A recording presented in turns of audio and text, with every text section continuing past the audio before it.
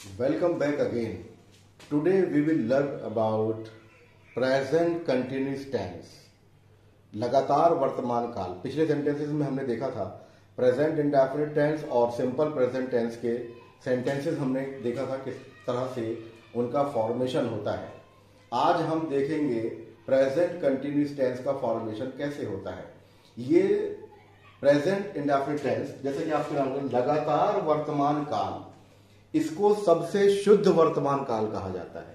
ये जो है लगातार वर्तमान काल, प्रेजेंट यानी वर्तमान, कंटिन्यूअस यानी लगातार, और टेंस का माने हम जानते हैं काल। ये इस टेंस का नाम हुआ प्रेजेंट कंटिन्यूअस टेंस, लगातार वर्तमान काल। At the same time when something is happening and we are saying at the same time, it is called present continuous tense. एक ही समय में जब कोई कार्य किया जा रहा हो और उसी समय कहा जा रहा हो, अगर ये हमें शो करना है अपने सेंटेंसेस में, तो हम प्रेजेंट कंटिन्यूअस टेंस के जरिए इसको शो करते हैं।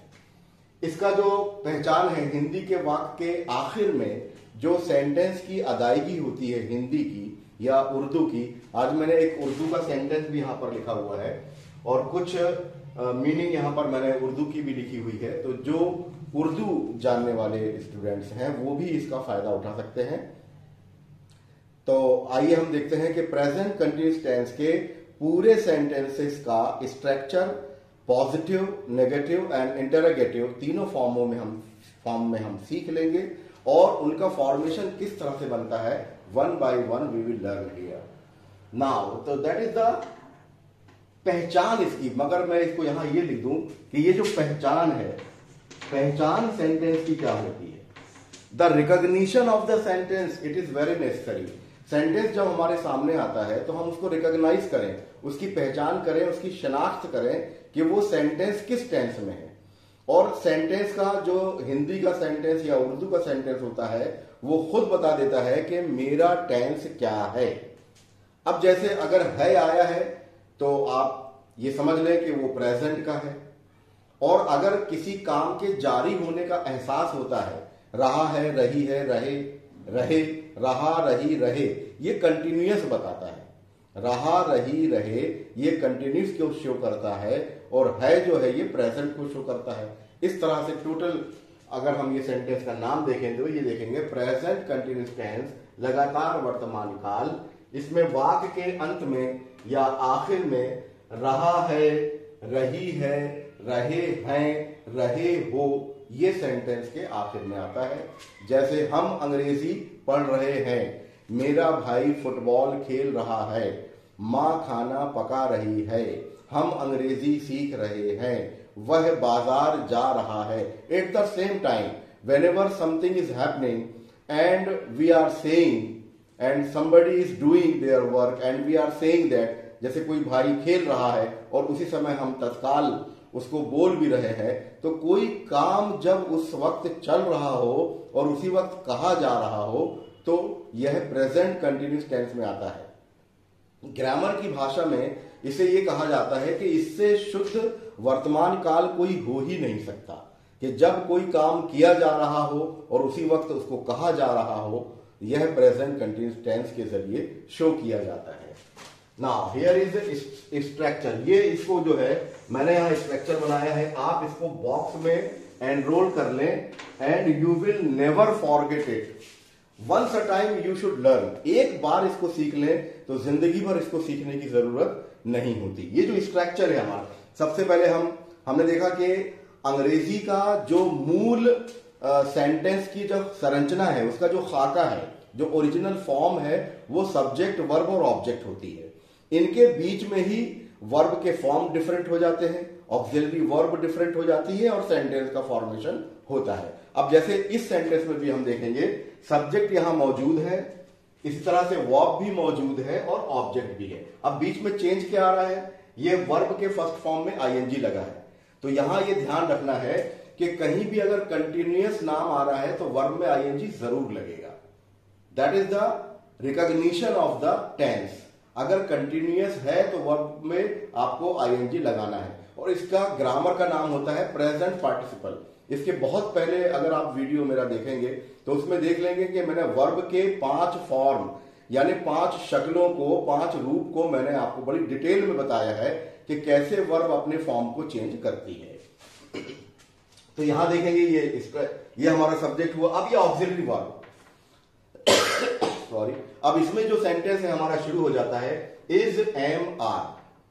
ये ऑक्सिलरी वर्ब है और ये वर्ब के साथ में यहां आईएनजी लगा हुआ है और ये ऑब्जेक्ट लगा हुआ है। अब सेंटेंस अगर हमारा बनता है कि मैं अंग्रेजी सीख रहा हूं, ये हमारे सेंटेंस का एक एग्जांपल है, उदाहरण है, उसकी मिसाल है कि प्रेजेंट कंटिन्यूअस टेंस के सेंटेंस इस तरह होते हैं कि उसके आखिर में रहा, ये कंटिन्यूअस को शो किया और हूं इसने प्रेजेंट को शो किया। तो इस सेंटेंस को रिकॉग्निशन में, पहचान में हमें कोई भी दिक्कत नहीं आने वाली। सबसे बड़ी बात होती है whenever we want to make our conversation in English we should know the basic form of the sentence. Without knowing basic form of the sentence we can't form any sentence and we are just unable to understand it, what is saying and what is understanding there। तो ये जो मूल स्वरूप है tense का, इसको कहते हैं बैकबोन। टेंसेस के जो सेंटेंस होते हैं ये रीढ़ है। Without knowing that, without understanding the structure of the tenses we can't learn and we can't able to form any type of sentences here. तो we should learn it properly, कैसे इसका फॉर्मेशन ऑफ द सेंटेंस होता है। तो ये और same होता है, आप किसी भी टेंस में चले जाएं। मैंने आपसे कहा था कि टेंस के नाम बदलते चले जाएंगे, वर्ब के फॉर्म बदलेंगे और सिर्फ ऑक्सिलरी वर्ब बदलेगी, लेकिन जो इनका कहां ये इसका स्थान रहेगा वो निश्चित है। इट इज मुकर्रर, इट इज डेफिनेट कि सब्जेक्ट के बाद ही ऑक्सिलरी वर्ब आएगी और ऑक्सिलरी वर्ब के बाद हम वर्ब का यूज करेंगे, then we will use here object. तो that is the placement of words. ये चेंज नहीं होता, ये परिवर्तित नहीं होता, इसमें कोई तब्दीली नहीं आती। सब्जेक्ट चाहे कोई भी हो, सब्जेक्ट का स्थान वहां निश्चित है। इसी तरह से ऑक्सिलरी वर्ब चाहे कोई भी हो, सब्जेक्ट के बाद ऑक्सिलरी वर्ब ही आएगी और उसके बाद वर्ब का आना है। वर्ब का फॉर्म या रूप या शक्ल चाहे आप जो नाम दे दें, लेकिन वर्ब का स्थान वही निश्चित है। तो दैट इज द प्लेसमेंट। एक बार हमने लर्न किया और वो हमेशा के हर टेंस में हमें काम आना है। आगे के हम जितने भी टेंसेस पढ़ने वाले हैं, प्रेजेंट के अभी हम इसके बाद परफेक्ट पढ़ेंगे और परफेक्ट कंटिन्यूस पढ़ेंगे, फिर हम पास्ट की तरफ जाएंगे, फिर फ्यूचर की तरफ जाएंगे। तो आप सब में पाएंगे कि यही प्लेसमेंट है, इसमें चेंज कुछ नहीं हो रहा है। ऑक्सिलरी वर्ब चेंज हो रही है, वर्ब के फॉर्म चेंज हो रहे हैं और प्लेसमेंट ऑफ वर्ड सेम है। तो बहुत ही इजी है टेंसेस का समझना and formation of the tense, it is very easy. Now मैं अंग्रेजी सीख रहा हूं। अब हमने इतने दिनों में समझ लिया कि सब्जेक्ट का कौन सा है। सबसे पहले सब्जेक्ट आएगा, तो हिंदी के सेंटेंस में हमने देखा सब्जेक्ट यहां पर मैं है, मैं की मीनिंग अंग्रेजी में होगी आई। अब ये जो लगा है इज, एम, आर, यहां 3 ऑक्सिलरी वर्ब होती है। इज, एम, आर का यूज किसी और टेंस में नहीं होता। एक बार अगर हमने इस स्ट्रक्चर को लर्न कर लिया तो ये हमेशा के लिए हमारे यूज में आएगा कि इज, एम, आर का यूज इस प्रेजेंट कंटिन्यूअस टेंस के अलावा कहीं और नहीं होने वाला, क्योंकि ऑक्सिलरी वर्ब भी तो यहां पर प्रेजेंट में है। अभी पास्ट में यूज नहीं की जाएगी। पास्ट में जाएगा तो इज और एम का पास्ट टेंस वाज हो जाता है और आर का पास्ट टेंस वर हो जाता है, ये हम सीखेंगे बाद में। तो जिस तरह से हमारा टेंस चेंज होता है उसी तरह से हमारी ऑक्सिलरी वर्ब भी उसी फॉर्म में होती है। प्रेजेंट में है तो इज, एम, आर, किसी और टेंस में इसका यूज नहीं होगा। कंटिन्यूअस है तो वर्ब के फर्स्ट फॉर्म में आईएनजी, ये ओरिजिनल फॉर्म है। वर्ब का फर्स्ट फॉर्म मतलब ओरिजिनल फॉर्म में हम आईएनजी का यूज करते हैं। और इसको पिछले वीडियो में हमने बताया, आप लगातार देखते रहें, सब्सक्राइब कर लें, कि हमने ये भी बताया था कि वर्ब का चेंज किस तरह से होता है, इनका परिवर्तन किस तरह से होता है और वर्ब में आईएनजी कैसा लगता है। कुछ वर्ब ऐसी होती है, जैसे मान लीजिए अभी मैं आपसे बताता चलूं, जैसे कम है, इसमें ई लगा है, लेकिन जब कमिंग लिखेंगे तो ये ई को रिमूव कर देंगे। आगे हम सेंटेंसेस देखेंगे तो हम आपको और डिटेल में इसको बताएंगे। अभी हम केवल सेंटेंस का स्ट्रक्चर सीख रहे हैं, वाक्य की संरचना, यानी इसका खाका। हमारा जो जुमला यहां बनेगा, हमारा जो सेंटेंस यहां बनेगा, उसकी अदायगी किस तरह होगी और उसका फॉर्मेशन कैसा होगा। तो देखिए, सब्जेक्ट के बाद यहां पे मैंने मैं, तो ये हो गया आई। आई के साथ हमेशा यूज होगा एम। ये एम ऑक्सिलरी वर्ब इतनी टिपिकल है और इतनी यूनिक है, इतनी अनोखी है, इतनी अलहदा है, इतनी अलग है कि एम का यूज सिर्फ आई के साथ किया जाता है, बाकी किसी भी सब्जेक्ट के साथ इसका यूज नहीं करते। तो it is very easy to use here am. I am, ये ऑब्लिक, मैंने पिछली बार ये बताया था, पंक्चुएशन, ऑब्लिक यानी तिरछी लाइन, इसको 3 नाम से पुकारते हैं, ऑब्लिक, स्ट्रोक, स्लैश।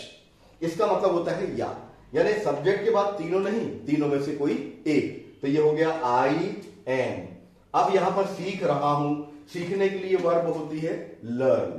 तो ये लर्न ओरिजिनल फॉर्म हुआ, इसमें हमने लगाया, ये लर्न ओरिजिनल फॉर्म, इसमें हमने लगाया आईएनजी, तो ये हो गया लर्निंग। और ऑब्जेक्ट के रूप में यहां क्या आया, क्या सीख रहे हैं हम, अंग्रेजी, अंग्रेजी को बोलेंगे हम इंग्लिश। तो मैंने यहां पर लिखा मैं अंग्रेजी सीख रहा हूं, मैंने यहां उर्दू में भी लिखा मैं अंग्रेजी सीख रहा हूं। तो ये हो गया सब्जेक्ट की जगह आई, इसके साथ आया एम, वर्ब के साथ लर्निंग, और इसके साथ आ गया इंग्लिश।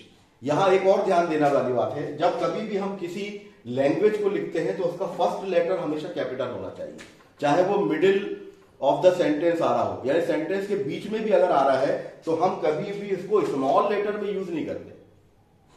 अगर हमें हिंदी लिखना है तो हिंदी हम एच, कैपिटल एच में लिखेंगे, HINDI, माने किसी भी लैंग्वेज का first letter always should be in capital form. तो ये हमें सीखने वाली बात है। After completion the sentence we will put here full stop. तो ये देखिए आप, आई एम लर्निंग इंग्लिश, मैं अंग्रेजी सीख रहा हूं, मैं अंग्रेजी सीख रहा हूं, मैं अंग्रेजी सीख रहा हूं। और ये हमारा पॉजिटिव सेंटेंस है।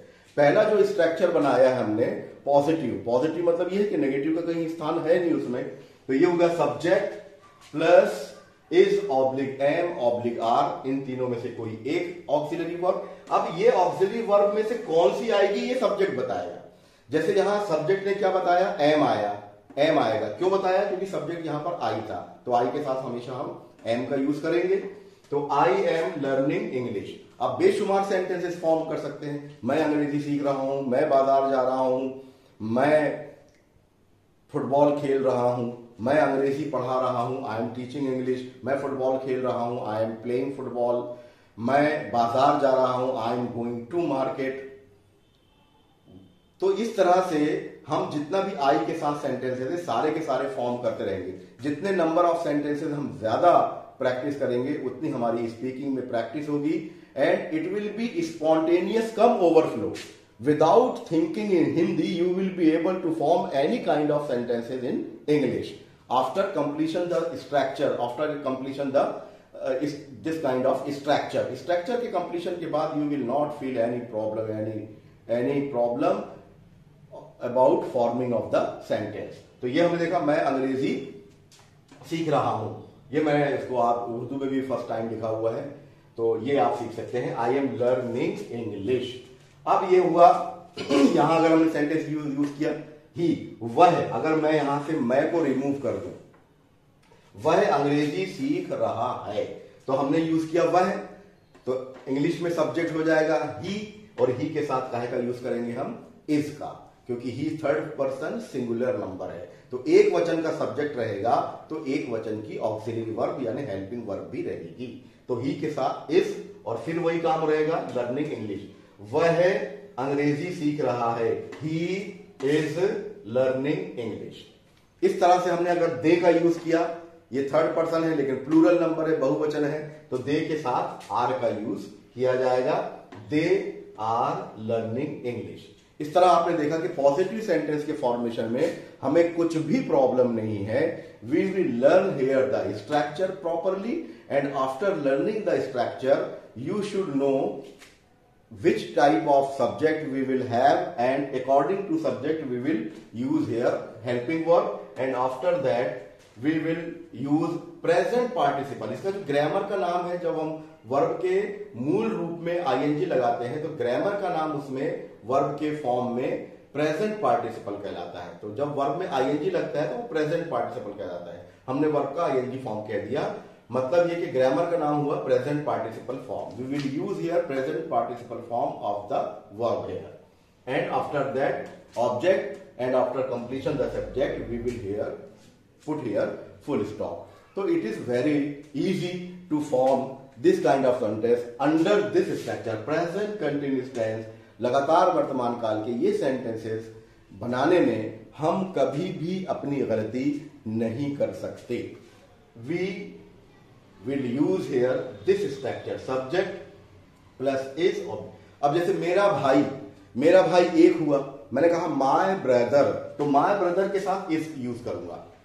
My brother is playing cricket. अगर मैं यहां पर ब्रदर से यूज करूंगा तो ये प्लूरल फॉर्म हो गया. जब प्लूरल फॉर्म होगा तो हेल्पिंग वर्ब भी प्लूरल फॉर्म में आएगी. तो हो जाएगा my brothers are playing cricket. तो ये बहुत अच्छे स्ट्रक्चर्स जो हैं, जितने ज्यादा आप सेंटेंसेस इसको यूज करेंगे उतना ज्यादा आपके सेंटेंसेस ये बनते चले जाएंगे. तो चलिए हम और भी सेंटेंसेस देखते हैं किस तरह से इनका फॉर्मेशन होता है. Let's see some more examples here. वह आम खा रहा है, तो वह के लिए हम सब्जेक्ट यूज करेंगे ही, और ही के साथ हेल्पिंग वर्ब आएगा इज, और यहां वर्ब का जो ओरिजिनल फॉर्म है ईट, उसमें हमने यूज किया आईएनजी, यानी प्रेजेंट पार्टिसिपल फॉर्म हमने वर्ब का यूज किया. तो ये हो गया ईटिंग, और यहां हमने लिया आम को कहा जाता है मैंगोज. तो ही इज ईटिंग मैंगोज. वह आम खा रहा है, ही इज ईटिंग मैंगोज. यहां आप डिफरेंट सब्जेक्ट बदल कर चेंज कर हम इस सेंटेंस की और ज्यादा प्रैक्टिस कर सकते हैं. अब और देखिएगा, मां खाना पका रही है. पकाने के लिए हम हमेशा कुक का यूज करते हैं. माय मदर यहां सिंगुलर नंबर है, तो एक वचन सब्जेक्ट के साथ एक वचन की हेल्पिंग वर्ब आएगी. तो ये इज का यूज यहां पर किया हुआ है. तो my mother is cooking food. इसका भी जो प्रोनाउंसिएशन है, उच्चारण है, वो फूड करना है. इसको थोड़ा खींच के बोलना है, फूड नहीं कहा जाता.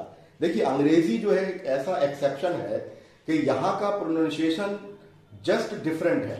We can't use any specific formula here.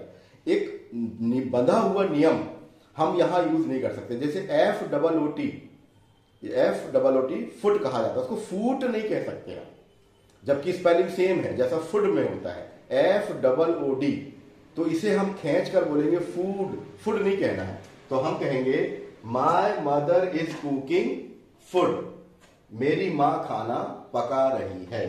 यहां हुआ तुम कार चला रहे हो, तो ये हो गया यू आर ड्राइविंग. अब यहां पर यू के साथ ये सेकंड पर्सन है, बहुवचन की तरह ये बिहेव करती है. तो ये यहां पर हम बहुवचन की ही हेल्पिंग वर्ब लेंगे. तो हमने यहां पर आर का यूज किया, और ये ड्राइव का यहां प्रेजेंट पार्टिसिपल फॉर्म. ड्राइव की स्पेलिंग होती है DRIVE. तो यहां से ई को हम रिमूव करते हैं और आईएनजी लगा दिया जाता है. तो ये हो गया driving a car. You are driving a car.